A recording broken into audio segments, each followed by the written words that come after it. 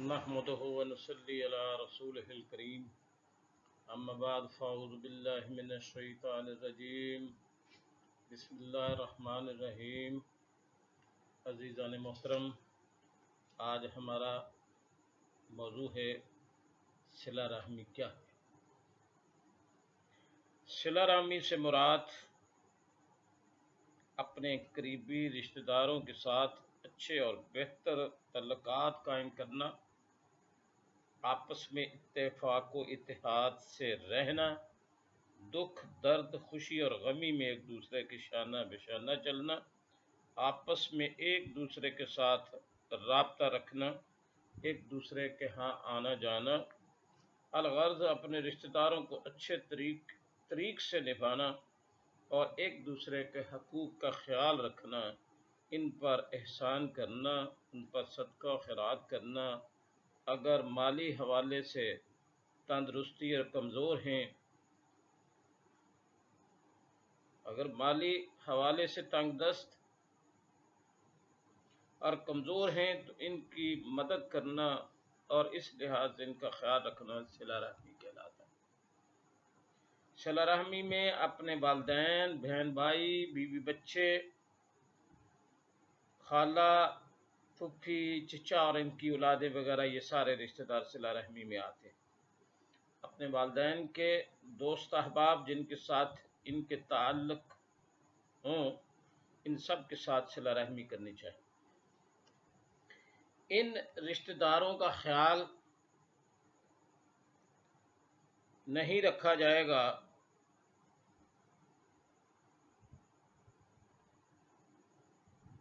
ان کی مدد نہیں کی جائے گی تو یہی قطع رحمی کہلاتی ہے، یعنی ان رشتہ داروں سے ہر قسم کے تعلقات ختم کرنا۔ صلہ رحمی ہر دور میں کی جا سکتی ہے، ضروری نہیں کہ انسان مالی مدد ہی کرے، بلکہ اس کے لیے ضروری ہے کہ جس چیز کی وہ استطاعت رکھتا ہو اس کے ساتھ صلہ رحمی کرے۔ مثلا ان کے ساتھ دکھ درد میں شریک ہو کر ان کی حوصلہ افزائی کرے، ان کے ساتھ اچھی گفتگو کرے، ان کے گھر جا کر حال احوال دریافت کرے،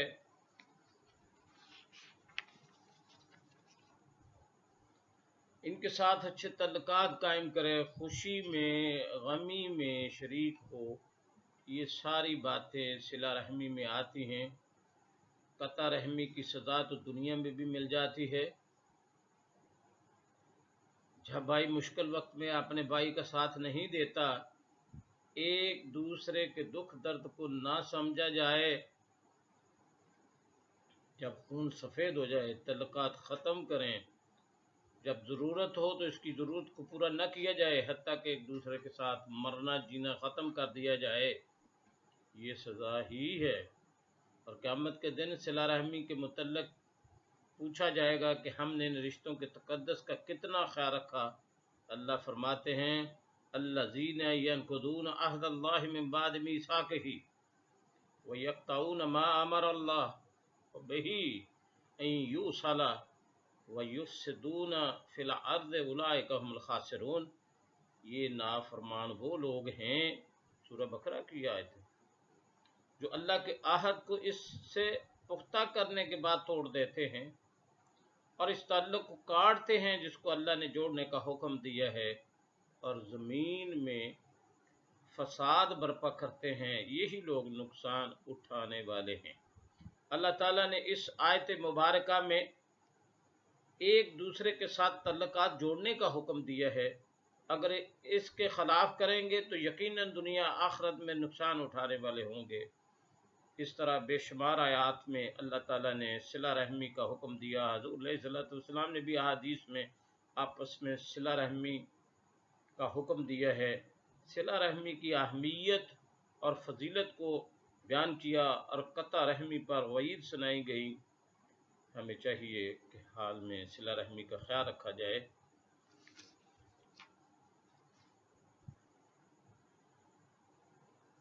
با اتفاق تمام علماء کرام کے درمیان صلہ رحمی فرض ہے۔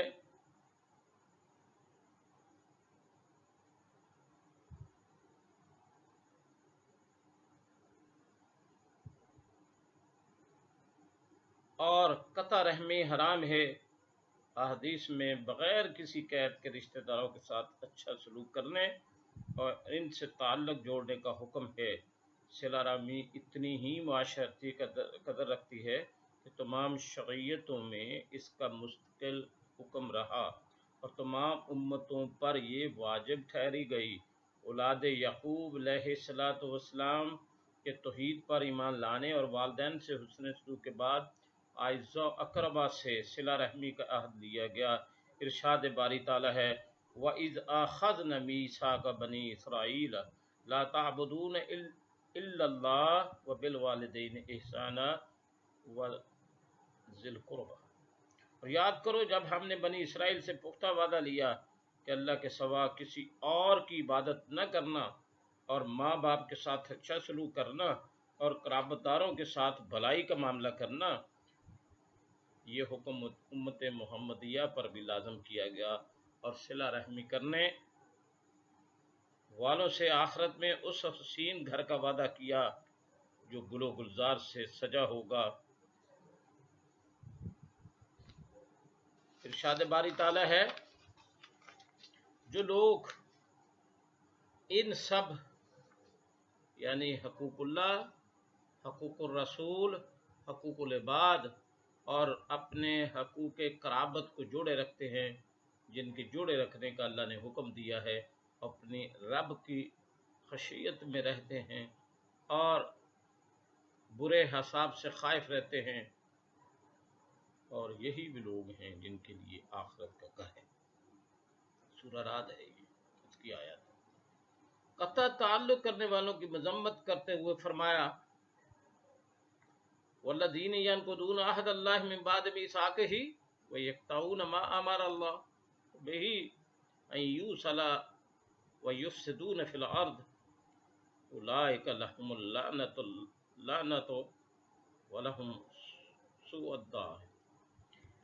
اور جو لوگ اللہ کا عہد اس کے مضبوط کرنے کے بعد توڑ دیتے ہیں، ان تمام رشتوں اور حقوق کو قطع کر دیتے ہیں جن کے جوڑے رکھنے کا اللہ نے حکم فرمایا، اور زمین میں فساد انگیزی کرتے ہیں، انہی لوگوں کے لیے اللہ نے لعنت کی اور ان کے لیے برا گھر ہے۔ مزید یہ کہ قطع رحمی کو فساد فی الارض جیسے گھنونے جرم کے ساتھ ذکر کر کے اسے منافقت کی علامت قرار دیا اور اس کے مرتکب ان کی تحدید کرتے ہوئے فرمایا فَحَلْ عَصَيْتُمْ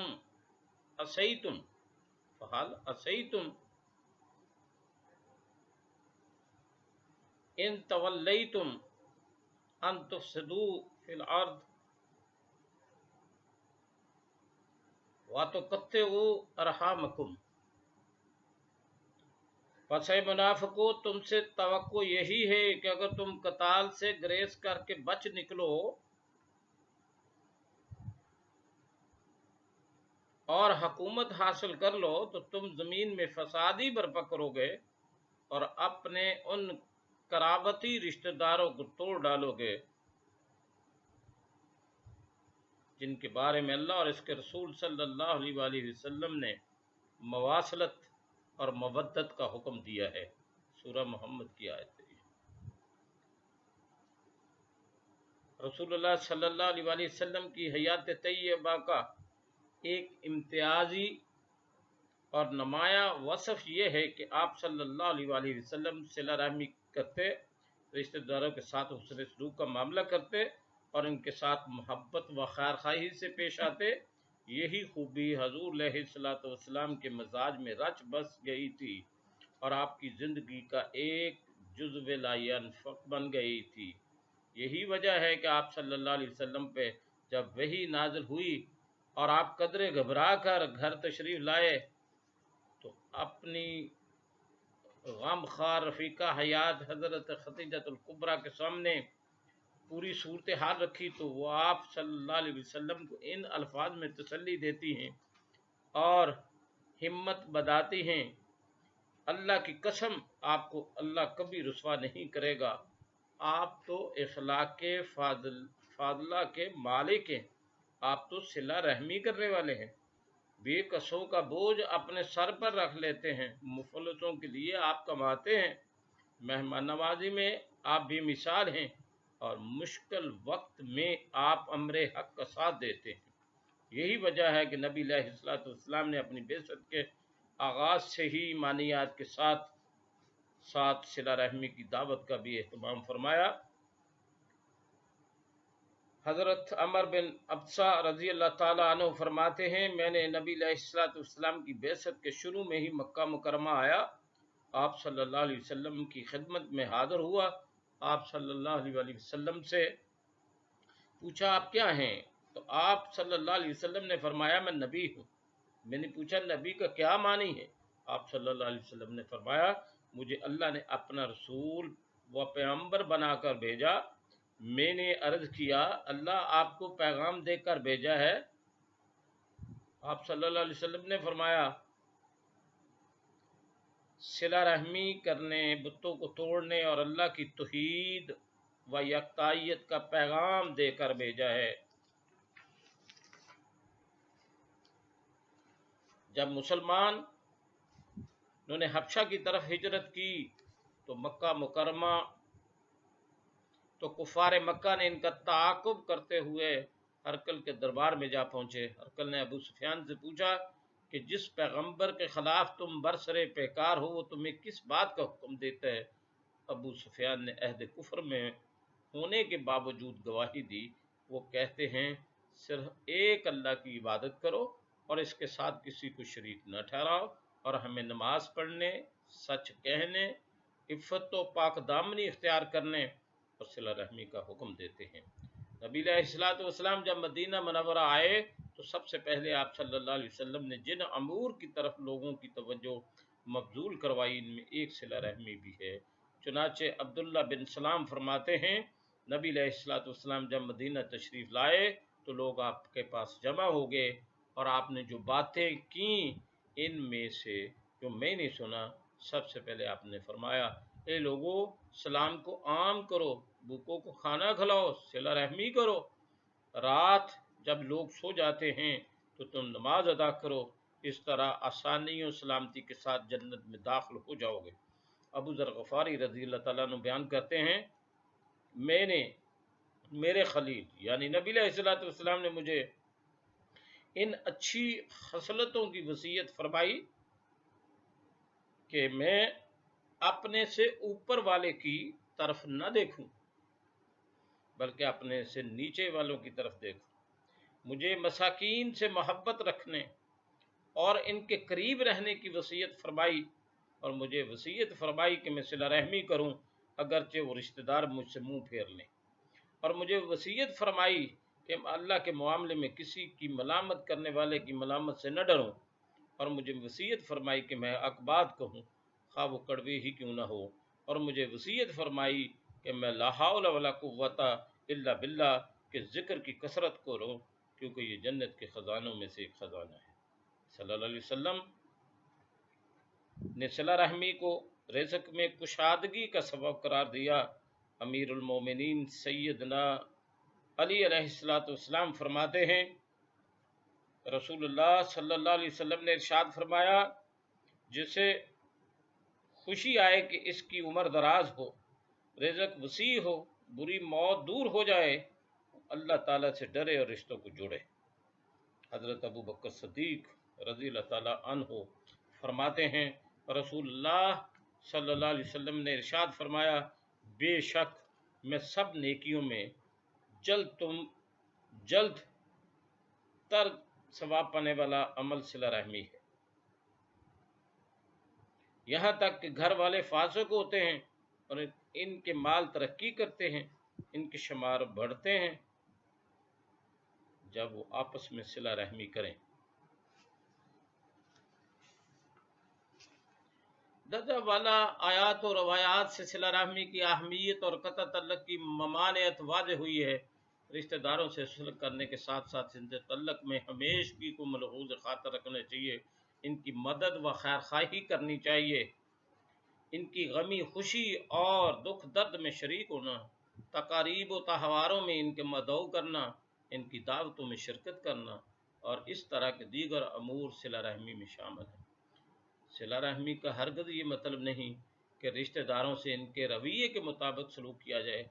اگر ایسا کیا جائے تو یہ تو در حقیق مکافات ہیں، یعنی عدلے کا بدلہ ہے۔ کسی رشتہ دار نے تحفہ بھیجا تو اس کے بدلے تحفہ بھیج دیا، وہ آیا تو بدلے میں اس کے پاس چلے گئے۔ حقیقتاً صلہ رحمی یہ ہے کہ رشتہ دار تعلق توڑنا چاہے تو اس تعلق کو بچانے کی کوشش کی جائے، وہ جدائی چاہے، بے اعتنائی چاہے، تب بھی اس کے ساتھ حقوق و مراعات کا خیال رکھا جائے۔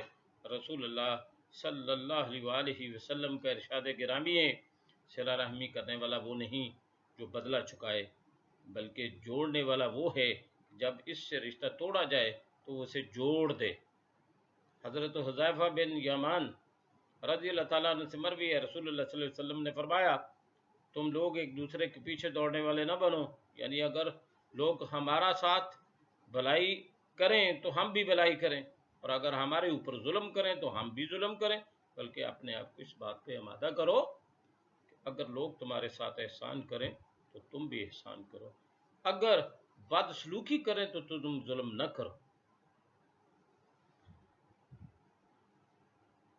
تجب علی حدیث مبارکہ سے صلہ رحمی کا یہی مفہوم واضح ہوتا ہے کہ رشتہ داروں کے برے سلوک کے باوجود صبر و تحمل کا دامن ہاتھ سے نہ چھوڑا جائے، جب وہ محروم کریں تب بھی نعطا کیا جائے، وہ ظلم کریں تو معاف کیا جائے، اگر رشتہ دار روٹھیں، قطع تعلقی اختیار کرنا چاہیں، بول چال بند کر دیں تو خود ان کے پاس جا کر انہیں منایا جائے۔ یقیناً یہ رویہ نفس پر بہت گراں ہے اور شیطان ہمیشہ طرح طرح کے وسوسے ڈال کر ایسا کرنے میں رکاوٹ بنا رہے گا، مگر ان اعمال کا اجر خدا کے حضور بہت ہے۔ صلہ رحمی کا حکم اس اصرار و اہتمام کے ساتھ دینے کا سبب بھی یہی ہے کہ اس پر حقیقی روح کے ساتھ عمل کرنے میں شدید مشکلات پیش آتی ہیں۔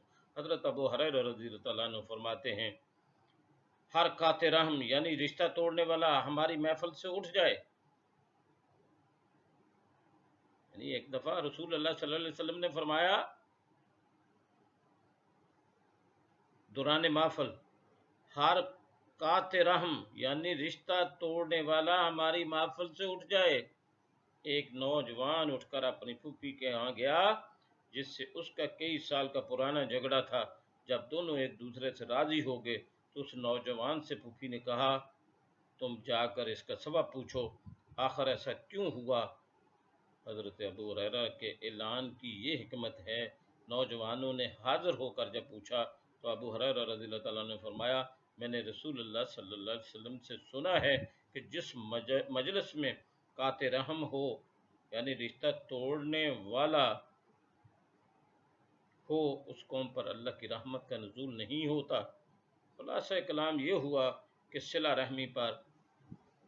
رحمی ہر مسلمان پہ واجب ہے۔ رشتہ داروں کی بے اعتنائی، ناشکری اور زیادتی کے باوجود ان سے حسن سلوک کا حکم دیا گیا ہے۔ تاہم قرآن و سنت کے احکام کی روشنی میں قطع تعلق کرنے والے رشتہ داروں کے متعلق تین طرح کے رویے ہو سکتے ہیں۔ کوئی رشتہ دار اگر زیادتی کرے تو زیادتی کا بدلہ لے لیا جائے، تعلقات منقطع نہ کیے جائیں، مگر میل جول بھی نہ رکھا جائے، مطلب یہ کہ اگر کہیں ملاقات ہو جائے تو سلام کرنے کی صورت باقی رہے۔ ایسے رشتہ داروں کے ساتھ صرف غمی اور خوشی کا تعلق رکھا جائے اور عام حالات میں اس سے میل ملاق نہ بھی رکھا جائے، تاہم اگر کوئی شدید ضرورت سامنے آ جائے تو اس کی مدد سے بھی گریز نہ کیا جائے۔ نمبر 3، ایسے رشتہ داروں کی زیادتیوں کو نظر انداز کیا جائے اور ان سے حسن سلوک اور مہربانی کا برتاؤ جاری رکھا جائے۔ ان میں سے پہلا رویہ اختیار کرنے پر انسان گناہ گار نہیں ہوگا۔ دوسرے رویے کا فائدہ یہ ہے کہ نیکی کے مواقع ضائع نہیں ہوں گے۔ تیسرا رویہ احسان کا ہے جو فضیلت کا باعث ہے، اللہ کی رضا زیادہ سے زیادہ حاصل کرنا پیش نظر ہو تو اس تیسرے کو اختیار کرنا چاہیے۔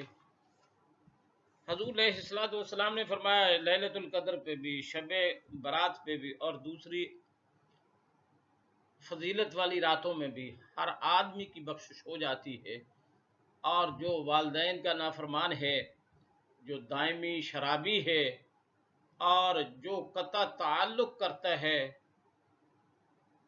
ان کی بخشش نہیں ہوتی، دوسرے مشرک کی بخشش نہیں ہوتی۔ ہاں، اور جب اللہ کے ہاں کسی کے اعمال پیش ہوتے ہیں تو جو قطع تعلق کرنے والے لوگ ہیں ان کو اس وقت تک ان کے اعمال کو اس طرح کا پذیرائی نہیں ملتی، بلکہ کہا جاتا ہے جب تک یہ اپنے معاملات درست نہ کر لیں ان کے معاملات کو الگ رکھو۔ تو صلہ رحمی واجب ہے، اور اس کے جو فیوض و برکات ہیں، جو اہمیت ہے، جو افادیت ہے، جو مقصدیت ہے اس کے حصول کے لیے باہمی تعلق کو پروان چڑھایا جائے، ایک دوسرے کے ساتھ غم گساری کا معاملہ رکھا جائے، ایک دوسرے سے درگزر کا معاملہ کیا جائے، اور اللہ معاف کرنے والا ہے، اگر کسی سے کوئی بات آتی ہے تو اس کو معاف کر دیا جائے۔ ایک حدیث میں اس طرح سے بھی آتا ہے کہ اگر کوئی رشتہ دار دن میں 70 دفعہ بھی کوئی معاملہ بگاڑے تو اس کو معاف کر دیجیے۔ وآخر دعوانا ان الحمد للہ رب العالمین۔